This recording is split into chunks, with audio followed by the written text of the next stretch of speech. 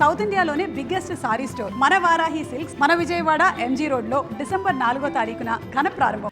నమస్తే, welcome to Suman TV. ఆంధ్రప్రదేశ్ని ప్రస్తుతం స్క్రబ్ టైఫస్ వ్యాధి భయపెడుతోంది. ఇది ఒక చిన్న పురుగు వల్ల వస్తుందని సమాచారం. అయితే ఆంధ్రప్రదేశ్ వ్యాప్తంగా 26 జిల్లాల్లో కూడా ఈ కేసులు నమోదవుతున్నాయి. రోజు రోజుకి కేసుల సంఖ్య పెరుగుతోంది.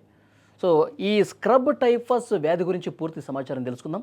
మనకి లైవ్లో జాయిన్ అయ్యారు ప్రముఖ వైద్యులు, జనరల్ ఫిజిషియన్ డాక్టర్ పాపారావు గారు. వారితో మాట్లాడదాం. సార్ నమస్కారం. నమస్తే అండి. పాపారావు గారు, స్క్రబ్ టైఫస్ ఈ వ్యాధి ప్రస్తుతం ఆంధ్రప్రదేశ్లో చాలా భయంకరంగా వ్యాప్తి చెందుతుంది సార్. 26 జిల్లాల్లో కేసుల సంఖ్య పెరుగుతుందంటే అర్థమవుతుంది. అసలు ఏంటి సార్ ఈ స్క్రబ్ టైఫస్ ఏంటి, ఈ వ్యాధి ఎట్లా వస్తుంది చెప్పండి సార్. ఇదొక బ్యాక్టీరియా వల్ల కలుగజేసే డిసీజు. దాన్నే రికెట్సియా అంటాం. ఈ బ్యాక్టీరియా పేరు. ఇందులో రికెట్సియాలోనే రకరకాల రికెట్సియల్ బ్యాక్టీరియా ఉంటాయి. మెయిన్గా రికెట్సియా చుచ్చుగాముషి అనే దాంతో ఈ స్క్రబ్ టైఫస్ వచ్చే అవకాశం ఉంది. అయితే ఇది వ్యాప్తి చెందడానికి మన లైస్ కానీ, అంటే బెడ్ బగ్స్, మన తలలో ఉండే పేలు కానీ, అలాగే మంచం మీద ఉండే బెడ్ బగ్స్ నల్లులు అంటాము అవి కానీ, లేదా ఒక్కొక్కసారి ర్యాట్ ఫ్లీస్ అంటాం. అంటే ఈ ర్యాట్స్ని ఇన్ఫెక్ట్ చేస్తుంది ఒక ఆర్గనిజం. దాన్నే ర్యాట్ ఫ్లీ అంటాం. ఈ ర్యాట్ ఫ్లీస్ వల్లే ఈ ప్లేగ్ లాంటి వ్యాధులు కూడా ప్రబలుతాయి. ఈ ర్యాట్ యూరిన్ ద్వారా ఎక్కడైతే వ్యవసాయదారులు ఉన్నారో, ఎక్కడైతే మట్టిళ్ళు ఉన్నాయో, ఎలుకలు ఉంటాయో, ఆ ఎలుకల యూరిన్ ద్వారా కూడా ఇది స్ప్రెడ్ అయ్యే అవకాశం ఉంటుంది. వీటిని ఒకసారి శరీరంలో ప్రవేశించిన తర్వాత ఒక వారం నుంచి 18 రోజుల్లో ఇది డిసీజ్ బయటకు వచ్చే అవకాశం ఉంది. ఇది టు స్టార్ట్ విత్ మైల్డ్ ఫీవర్గానే ఉంటుంది. బాడీ పెయిన్స్, అలాగే రొటీన్ ఏ ఫీవర్ అయితే వైరల్ ఫీవర్ కానీ ఏ ఫీవర్ అయినా ఎట్లా ఉంటుందో దీనికి కూడా ఇనీషియల్ సిమ్టమ్స్ అట్లాగా ఉంటాయి. అయితే మెల్లిమెల్లిగా ఇది ఈ దశలో నెగ్లెక్ట్ చేస్తే ఇది సీరియస్గా అయ్యే అవకాశం ఉంది. మెయిన్గా యాంటీబయాటిక్స్ సరైన టైంలో దీన్ని డయాగ్నోస్ చేసి యాంటీబయాటిక్స్ అవి ఇన్స్టిట్యూట్ చేసినట్లయితే క్విక్గా అది కంట్రోల్ అవుతుంది. చాలా వరకు ఇది ప్రమాదకరమైన డిసీజ్ కాదు. అయితే నెగ్లెక్ట్ చేసినప్పుడు ఒక్కొక్కసారి తీవ్రమైన వ్యాధిని కలుగజేసే అవకాశం ఉంది. ఒక్కొక్కసారి ఇది బ్రెయిన్ ఎఫెక్ట్ చేయొచ్చు. దాన్నే మెనింజైటిస్ ఆర్ ఎన్సెఫలైటిస్ అంటాం. అలాగే హార్ట్ని ఇన్వాల్వ్ చేయొచ్చు. దాన్నే మైకార్డైటిస్ అంటాము.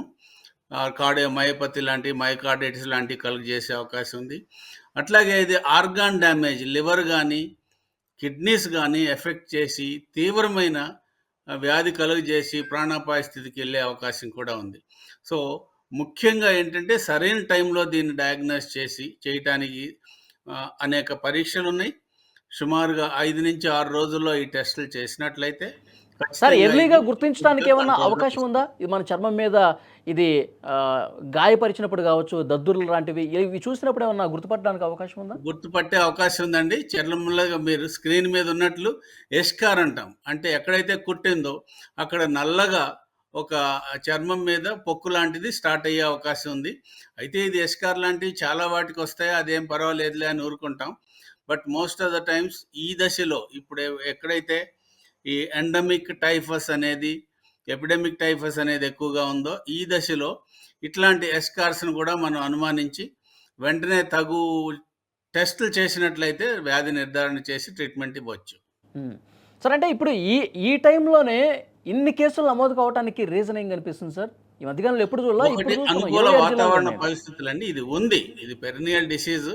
హైదరాబాద్ లాంటి నగరాల్లో ఎప్పటి నుంచో ఉంది, ప్రబలంగానే ఉంటుంది. ఎందుకనంటే మనకి డెంగ్యూ ఫీవర్ ఎట్లా ఉందో అట్లాగే ఇవి కూడా ఈ వాతావరణ పరిస్థితులను బట్టి ఏవైతే ఈ నల్లు లైస్ కానీ, అట్లాగే పేలు కానీ, లేదా ఈ ర్యాట్ ఫ్లీస్ కానీ, మిగతా ఏవైనా సరే ఇవి ప్రబలినప్పుడు, వాతావరణం అనుకూలించినప్పుడు ఒక్కొక్కసారి విజృంభిస్తాయి. మనకి ఎట్లాగో డెంగ్యూ ఫీవర్ ఉందో డెంగ్యూ ఫీవర్ కూడా పెరినియల్ అంటే సంవత్సరం మొత్తం ఉంటాయి. కానీ ఒక దశలో వర్షాలు ఎప్పుడో కురిసి తగ్గిపోయినాయో, దోమల సంఖ్య పెరుగుతుందో అప్పుడు విపరీతంగా ప్రబలే అవకాశం ఉంది. ఇది ఈ ఏదైతే కలుగజేసే డిసీజ్ కలుగజేసే ఆర్గానిజం ఉందో దానికి ఫేవరబుల్ సర్కమ్స్టెన్సెస్ ఉన్నప్పుడు ఇది ప్రబలే అవకాశం ఉంటుంది. సార్ ఇప్పుడు దీని బారిన పడి కూడా వచ్చే అవకాశం ఉంటుంది. సార్ దీని బారిన పడి జ్వరం రావటం, తలనొప్పి రావటం, లేదంటే కండరాల నొప్పులు రావటం ఇవన్నీ స్టార్ట్ అయినప్పుడు నార్మల్ జ్వరం ఏమో అనుకుని చెప్పి నార్మల్ మెడిసిన్స్ జ్వరానికి వాడే మెడిసిన్స్ వాడుతూ ఉంటారు చాలామంది అవగాహన లేక. దీన్ని పర్టికులర్గా గుర్తించాలంటే ఈ వ్యాధి బారిన పడిన వాళ్ళు తక్షణం ఏం చేయాలంటారు? తక్షణం కొన్ని ఇమీడియట్‌గా కొన్ని 3-5 డేస్‌లో కొన్ని టెస్టులు చేసినట్లయితే మనకి ఇండైరెక్ట్‌గా కొంత అవగాహన వస్తుంది. అలాగే స్క్రబ్ టైఫస్ ఐజీఎం టెస్ట్ అని ఉంటుంది. దీన్ని చేసినట్లయితే ఆహ్, ఒక ఒక 3-5 డేస్‌లోనే ఈ వ్యాధిని కనుక్కునే అవకాశం ఉంటుంది. అలాగే ఒక 6 డేస్ తర్వాత అయితే వీల్ ఫిలిక్స్ టెస్ట్ అని ఉంటుంది. ఇది చేసినట్లయితే ముఖ్యంగా దాని టైటర్ రైజ్ అవుతున్నట్లయితే ఇది కన్ఫర్మ్ అవుతుంది. అట్లాగే ఈ వ్యాధి పడిన వాళ్ళని చాలా సీరియస్ కాంప్లికేషన్స్‌తో కూడా ఈ మధ్య చూడటం జరిగింది. సో, మోస్ట్ ఇంపార్టెంట్ ఏంటంటే మనం ఇది దృష్టిలో పెట్టుకోవాలి.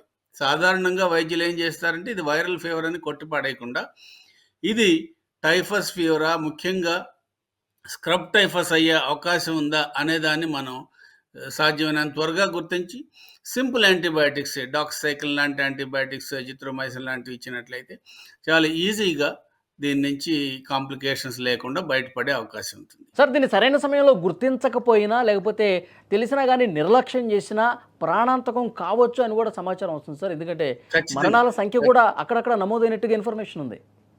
ఖచ్చితంగా. చాలా తీవ్రమైన స్థితిలో కూడా ఆఖరి స్టేజ్‌లో షాక్‌లో ఆర్గాన్ డ్యామేజెస్‌తో కూడా కిడ్నీస్ ఎఫెక్ట్ అయ్యి, లివర్ ఎఫెక్ట్ అయ్యి వచ్చిన వాళ్ళని కూడా ఈ మధ్య చాలామంది మా దగ్గరికి రావడం జరిగింది. అయితే ఏ దశలో అయినా సరే దీన్ని మనం గుర్తించినట్లయితే ట్రీట్మెంట్ సులభతరం కాబట్టి, రొటీన్‌గా ఉండే యాంటీబయాటిక్ కాబట్టి వెంటనే అది రివర్స్ అయ్యే అవకాశం ఉంటుంది. దానికి మోస్ట్ ఇంపార్టెంట్ ఏంటంటే దీన్ని వైద్యులు దృష్టిలో పెట్టుకోవాలి. ఈ టైఫస్ ఫీవర్ అన్నది లేకుండా అది ఎంతసేపటికి వైరల్ ఫీవరా, టైఫాయిడా, డెంగ్యూవా, ఇంకోటా, మలేరియానా అని దీన్ని నెగ్లెక్ట్ చేస్తే ఇది మన మనసులోకి, మైండ్‌లోకి వచ్చే అవకాశం ఉండదు. అలాంటప్పుడు ఇది నెగ్లెక్ట్ చేసే అవకాశం ఉంటుంది. ఎర్లీగా వైద్యుల దగ్గరికి వెళ్ళినా సరే ఒక్కొక్కసారి ఇది బై మిస్టేక్ సరైన టైంలో డయాగ్నోస్ జరగకపోవచ్చు. అలాంటప్పుడు కాంప్లికేషన్ రేట్ ఎక్కువగా వచ్చే అవకాశం ఉంది. మనం అనుకున్నట్లు తీవ్రమైన వ్యాధి వస్తే ముఖ్యంగా organ damage, liver, kidneys effect అయ్యి, హార్ట్ కానీ, బ్రెయిన్ కానీ ఎఫెక్ట్ అయితే ఇది చాలా తీవ్రమైన డిసీజ్‌ని కాజ్ చేసి ప్రాణాంతకమైన డిసీజ్‌గా అయ్యే అవకాశం ఉంది. అలాంటి స్థితిలో కూడా మేము ఇలాంటి కేసులను చూడడం జరిగింది ఈ మధ్య హైదరాబాద్‌లో. కాబట్టి కొంచెం అవేర్‌నెస్ ఎక్కువ ఉండటము అనేది చాలా ముఖ్యం. పేషెంట్స్‌కి, పబ్లిక్‌కి ఈ అవేర్‌నెస్ ఈ కేసులు మీ దగ్గరికి ఏమైనా అలాగే వచ్చినాయా సార్ ఈ డాక్టర్స్. మధ్యకాలంలో? ఈ కేసులు వచ్చాయండి మా దగ్గరికి కూడాను. ఇంటెన్సివ్ కేర్‌లో ఉంచి వాళ్ళని ట్రీట్మెంట్ చేయడం జరిగింది. క్రమంగా వాళ్ళు 5-7 డేస్‌లో క్రమంగా కోలుకొని ఈ ఆర్గాన్స్ అన్నీ మళ్ళీ ఇంప్రూవ్ అయ్యి స్లోగా వాళ్ళ నార్మలైజ్ అయ్యే అవకాశం. కానీ ఇది టైం పడుతుందనమాట. వెంటనే ఒక డయాగ్నోస్ చేసి ట్రీట్మెంట్ చేసిన వెంటనే రివర్స్ అయిపోదు. అట్‌లీస్ట్ ఒక 5-7 డేస్ పడుతుంది. ఆ తర్వాత కూడా ఇంకొక 1 వీక్, మొత్తం 2 వీక్స్ ఈ యాంటీబయాటిక్స్ వాడవలసి ఉంటుంది. సార్ పిల్లల్లో ఈ స్క్రబ్ టైఫస్ ప్రభావం ఎట్లా ఉంటుంది సార్? పిల్లల్లో కూడా ఇది తీవ్రమైన డిసీజ్ కలుగజేసే అవకాశం ఉంటుందండి. ముఖ్యంగా పిల్లల్లో 5 ఇయర్స్ లోపు వాళ్ళకైతే ఎక్కువ వల్నరబుల్ పీపుల్ అంటాము. అట్లాగే అబోవ్ 65 వాళ్ళకి కూడా ఇది తీవ్రమైన డిసీజ్ కలుగజేసే అవకాశం ఉంటుంది. ఎక్కువ ఆర్గాన్ డ్యామేజ్ మనం అబోవ్ 65 వాళ్ళకి చూస్తూ ఉంటాము. ఇలాంటప్పుడు తీవ్రమైన ప్రాణాంతకమైన డిసీజ్ కలుగజేసే అవకాశం ఉంటుంది. ముఖ్యంగా పిల్లల్లో లివర్ కానీ, కిడ్నీస్ కానీ ఎక్కువ ఎఫెక్ట్ అయినప్పుడు, ఫీవర్ కన్సిస్టెంట్‌గా ఉండి ఫీవర్ తగ్గినప్పుడు ఇది టెస్ట్ చేసి ఒకవేళ ఇది టైఫస్ ఫీవర్ ఉందా, స్క్రబ్ టైఫసా టెస్ట్ చేసుకుంటే అది వెంటనే గుర్తించి సరైన టైంలో ట్రీట్మెంట్ ఇచ్చినట్లయితే తేలిగ్గానే బయటపడొచ్చు. అయితే గుర్తించకపోవటం అనేది ఇక్కడ చాలా ముఖ్యమైన విషయం. దాన్ని గుర్తించకపోయి సరైన వైద్యం జరగకపోతే అది ప్రమాదానికి దారితీసే అవకాశం ఉంటుంది. అదైతే సరైన టైంలో నెగ్లెక్ట్ చేయకుండా పేరెంట్స్ కూడా ఈ ఈ డిసీజ్ తీవ్రతరాన్ని గుర్తించి డాక్టర్ దగ్గరికి వైద్యులను సంప్రదించడం ముఖ్యం. అలాగే సరైన టెస్టులు చేసి ఇవేవేమి మనకందరికీ ఫీవర్ అనుకుంటాం కానీ ఫీవర్ అనేది ఒక రోగ లక్షణం మాత్రమే. ప్రతిదానికి ఒక కాజ్ ఉంటుంది. ఈ ఫీవర్‌కి కాజ్ మలేరియానా, టైఫాయిడా, అలాగే టైఫస్ ఫీవరా, స్క్రబ్ టైఫసా అనేదాన్ని గుర్తించి దానికి ట్రీట్ చేసినట్లయితే ఫీవర్ ఆటోమేటిక్‌గా తగ్గుతుంది. సో, ఎన్ని ఫీవర్ రోజులు చూడాల్సిన కాజ్ని అవసరం మనం ఉంది? ట్రీట్ ఇది నార్మల్ చేసుకోవాలండి. ఫీవరా లేకపోతే స్క్రబ్ టైఫసా అనేది తెలుసుకోవటానికి ఒక 2-3 రోజులు చూస్తే సరిపోతుందా? ఆ టెస్ట్ చేయాలండి. ఫాలో చేయాలి. ఇనీషియల్‌గా అన్ని ఫీవర్ లాగానే ఇది కూడా ఉంటుంది. జ్వరము, తలనొప్పి, ఒళ్ళు నొప్పులు ఇలా వస్తుంది. అయితే మైల్డ్ ఫీవర్‌గా స్టార్ట్ అవుతుంది. మెల్లిమెల్లిగా అది పెరిగే అవకాశం ఉంటుంది. అయిన తర్వాత ఇది మిగతా వాటన్నిటికి సంబంధించిన టెస్ట్‌లన్నీ నెగెటివ్ వచ్చినా, రొటీన్ యాంటీబయాటిక్స్ ఇచ్చినా సరే ఇది తగ్గకపోతే ఇది టైఫస్ ఫీవరా? కాదా? అనేది మనం అనుమానించాల్సి ఉంటుంది. సో, చాలామందేంటంటే టైఫస్ ఫీవర్ టెస్ట్ చేయకుండా దీన్ని నెగ్లెక్ట్ చేసి సరైన టైంలో గుర్తించకపోవటం వల్ల ఈ తీవ్రమైన డిసీజ్ కలుగజేసే అవకాశం అంటే ఉంటుంది. ప్రభుత్వ పిల్లల్లో ఆసుపత్రుల్లో గాని, కూడా పెద్దల్లో గాని. ఈ టెస్ట్ కిట్లు అందుబాటులో ఉన్నాయి సార్ ప్రెజెంట్ దీనికి? ప్రతి చోట అందుబాటులో ఉంటాయండి. కిమ్స్‌లో ఉంది, సిటిజన్‌లో ఉంది. ప్రతి చోట ఈ ఈ ఈ కిట్స్ అన్నీ అందుబాటులో ఉన్నాయి.